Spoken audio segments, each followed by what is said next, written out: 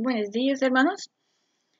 Vengo para compartir con ustedes algunas palabras de un libro que yo aprecio mucho, que me ha afectado mucho en mi vida espiritual y que sería de servicio para ustedes que tal vez no lo han visto. Voy a compartir este video con tres fines. Primero, para animar a mis hermanos y hermanas en Cristo y también específicamente en el ministerio, porque este sirve como parte de su devocional semanal. Segundo, porque muchas veces cuando nos encontramos en las alianzas de pastores, pregunten, ¿qué ofrecemos a ellos o a las iglesias? Y normalmente estamos pensando en lo que los pastores o las congregaciones pueden ofrecer para ayudar o apoyar a sus hermanos en la fe que son perseguidos. Pero de hecho sí tenemos mucho para ofrecer al cuerpo de Cristo, a los pastores y a nuestros hermanos, porque los libros que nosotros tenemos que fueron escritos por Richard Wurmbrand y otros, tienen, tienen poder y eduquen, edifiquen, animen, exhorten, corrigen a nosotros como hermanos en la fe en áreas donde sí necesitamos a veces un empujo. Entonces sí tenemos mucho para ofrecer a los pastores cuando pregunten qué ofrece vos de los mártires para su gente. También, hace poquito, me mandó un correo que todavía me falta para responder, hermana Aide en Chihuahua. Y me preguntó cuáles son los puntos que yo veo más fuertes en la iglesia. ¿Dónde está fallando la iglesia o el cuerpo de Cristo? Y ella dijo como, yo trabajo con muchos y he visto los que sufren por su fe y el cuerpo de Cristo en general, no solamente en México, pero en otras partes del mundo. Ella dijo que le gustaría saber um, qué veo yo como las fallas que llaman más la atención para compartir en un trabajo que está haciendo. En el ministerio, como he intentado desde el año 2001 compartir lo de Voz de los Mártires en México, ha sido mucho trabajo, ha sido muy difícil. Entonces, algo que veo muy enseguida es la falta de preocupación, la falta de conciencia sobre lo que está pasando a nuestros hermanos en Cristo que son perseguidos por su fe alrededor del mundo y también en México, que muchas veces no tomamos en cuenta. Pero también que he visto una falta de compromiso, de perseverancia, de dedicación en los pastores y en el liderazgo cuando son invitados o llamados para participar en una actividad o en un ministerio y dar el tiempo que tomen para decir si quieren comprometerse o no. Se comprometen suponiendo que lo han llevado a Dios en oración, que han visto si tienen el tiempo, si están en acuerdo con los propósitos, con la visión, con la misión, que sí responden que sí, pero en poco tiempo ya su atención está llamada por otro lugar, ya son muy ocupados o ya se olvidan, aunque tienen algo apuntado en su agenda, se les olviden, se olviden de su compromiso y con poco tiempo ya dejen de participar o responder a sus compromisos. Entonces, ese sí he visto muy personalmente entre los pastores y líderes con quien he trabajado en general. Y no solamente es en México, es algo que pasa, ¿no? Entonces, les voy a compartir algo del libro que en inglés es la Triumphant Church o la Iglesia Triunfante. Tal vez título por un tema que mayormente no asociamos con los que sufren por su fe. O no es la primera cosa que llega a nuestra mente cuando pensamos en los que son perseguidos, sabiendo cómo está, que pensamos que son víctimas, que sufren mucho, que pierden tantas cosas hasta su vida a veces. Entonces, llamarlo la iglesia triunfante es, es muy llamativo. Y en eso sí me impactó mucho al leer el libro. Y es un libro que yo he dicho desde varios años. Este es un libro que debe de ser distribuido por todo México. Porque hay muchos que están luchando, que batallan, que son marginados, que no consiguen trabajos, que no tienen los fondos para hacer lo que quieren hacer. Entonces, la vida no siempre no es fácil. Y en México, para muchos, la vida es dura. Y para muchas iglesias también hay una lucha para poder llevar a financiar los trabajos de la iglesia. Entonces, quiero hablar de la iglesia triunfante. Y lo voy a tomar meramente de lectura para compartir con ustedes. Voy empezando por donde puede llevar y lo voy a llevar en partes para que lo puedan buscar después. Entonces, ese sí es de este libro. El libro no tenemos impreso en México, pero sí tenemos el enlace para que se pueden conseguirlo y utilizarlo.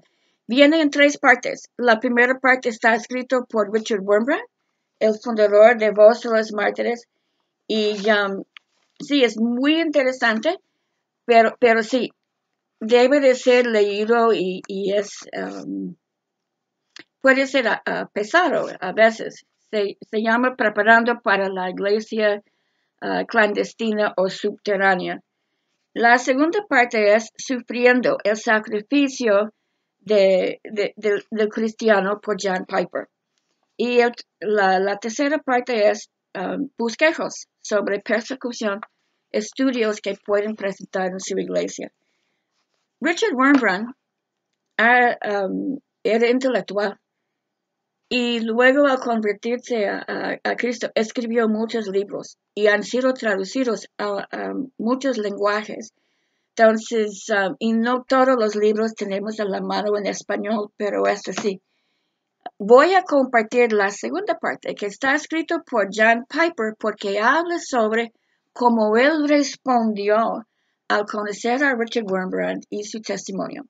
Entonces, yo conocí el ministerio en el año 2000, pero por medio de los libros. Richard y su esposa Sabina murieron en el año 2000 y 2001, entonces no tuve el privilegio y honor de conocerlos en persona. Somos una de las pocas oficinas que no tenía relación directa con Richard Wurmbrand. Los demás de algunas 20 oficinas conocieron a Richard y Sabina cuando aún estaban vivos, ¿no? Pero leer las palabras de Richard Wurmbrand ha impactado mi vida. Desde que leí el primer libro, leí su testimonio y ahora he leído todos sus libros en inglés. Tiene unción, tiene poder y nos hace entender y ver cómo sería posible ser perseguido, pero responder con amor y perdón en una manera muy distinta a lo que normalmente nosotros respondemos. Entonces lo voy a tomar por las palabras de John Piper, que es un predicador en los Estados Unidos. Entonces, dice, sentado a los pies de un santo sufriente. Entonces, son las palabras de John Piper, hablando de Richard Wurmbrand. No volví a ser el mismo desde que estuve sentado a los pies de Richard Wurmbrand. Y fue literalmente a sus pies. Él se quitó sus zapatos y se sentó en una silla en la baja plataforma de la Iglesia Bautista de la Gracia en el sur de Minneapolis. Frente a él y a sus pies se sentaron unos 12 pastores. Wurmbrand habló sobre el sufrimiento. Una y otra vez dijo que Jesús escogió sufrir, que fue su elección, y no algo que le ocurrió, sino que eligió. La Biblia dice, yo pongo mi vida, nadie me la quita, sino que yo de mí mismo lo pongo. Juan 10, 17 y 18. Luego nos preguntó si escogeríamos nosotros el sufrimiento por causa de Cristo. Entonces, ese sí es algo para pensar, porque hoy día, mayormente en las iglesias, tomamos en cuenta que se puede rechazar o reprender las cosas que nos incomoden o que no queremos en nuestras vidas, ¿no? Entonces, en eso está hablando de preguntas. Si nosotros estamos, si fuéramos de voluntad para sufrir la persecución por la causa de Cristo. Entonces, y eso ustedes pueden sentarse, pensarlo, para reflexionar cómo es, ¿no? Porque los que son perseguidos no es contra su voluntad. Los que son perseguidos por su fe sufren por la causa de Cristo, sabiendo que esta es parte de su vida, siguiéndolo. Una de las historias que cuenta Richard Wurmbrand es acerca de un abad que fue entrevistado por la televisión italiana. Quien lo hacía estaba especialmente interesado en la tradición de su comunidad de vivir en silencio y soledad. De modo que le preguntó, ¿qué ocurriría si al final de su vida se diera cuenta que el ateísmo tenía razón y que Dios no existe? La santidad, el silencio y el sacrificio son hermosos en sí mismos, aunque no tengan una promesa de recompensa, respondió el abad. Aún así, habría sido utilizado bien mi vida. Pocos vislumbres de significado de la vida han tenido mayor impacto sobre mis reflexiones del sufrimiento que esta. El primer impacto de la respuesta del abad fue una oleada superficial y romántica de gloria. Sin embargo, algo surgió, algo que no encajaba bien, algo estaba mal. En el principio no pude descubrirlo, pero entonces me volví al gran sufriente cristiano, el apóstol Pablo, y quedé asombrado de lo distantes que estaba en él y el abad. La respuesta de Pablo y la pregunta del entrevistador hubiera sido por completo opuesta a la del abad. El entrevistador en esencia preguntó, ¿qué ocurriría si su forma de vida resulta estar basada en una falsedad porque no hay Dios? Y en esencia la respuesta del abad fue, de todos modos, fue una vida buena y noble. No obstante, Pablo dio su respuesta en 1 de Corintios 15:19. Si la esperanza que tenemos en Cristo fuera solo para esta vida, seríamos los más desdichados de todos los mortales. Pues ese sí es muy diferente, ¿no? Eso es precisamente contrario a lo que respondió el abad. Ahora bien, ¿por qué Pablo no está de acuerdo con el monje? Porque no dijo que aun si Cristo no se levantó de los muertos, incluso si no hay Dios, una vida de amor, de trabajo, de sacrificio y sufrimiento es buena. Porque en cambio dijo que si nuestra esperanza en Cristo resulta ser falsa, somos los más dignos de lástima. ¿Marcha mejor la vida con Cristo? Esta es una pregunta crucial y definitiva para la Iglesia cristiana. Parece que la mayoría de los cristianos en el próspero Occidente describen los beneficios del cristianismo en términos de que produce una buena vida, aunque no hubiera Dios ni resurrección. Piense en todos los beneficios psicológicos y en las relaciones. Y por supuesto, todo esto es cierto. Y es bíblico. El fruto del Espíritu Santo es amor, gozo y paz. De modo que si obtenemos amor, gozo y paz por creer esas cosas, ¿no es esta una buena vida aun si resulta estar basada en una falsedad? Porque hemos de ser compadecidos. Entonces, ¿qué anda mal con Pablo? ¿No estaba viviendo la vida abundante? Porque tuvo que decir, si no hay resurrección, somos dignos de lástima. ¿No parece ser causa de lástima vivir una gozosa y satisfactoria ilusión?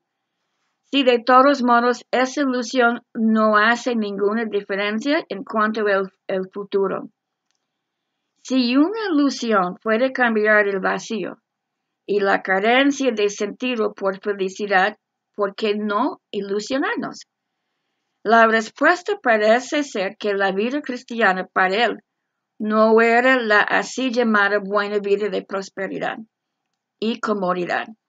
Por el contrario, fue una vida que escogió sin presión alguna los sufrimientos que sobrepasaron cualquier cosa en nuestra experiencia ordinaria.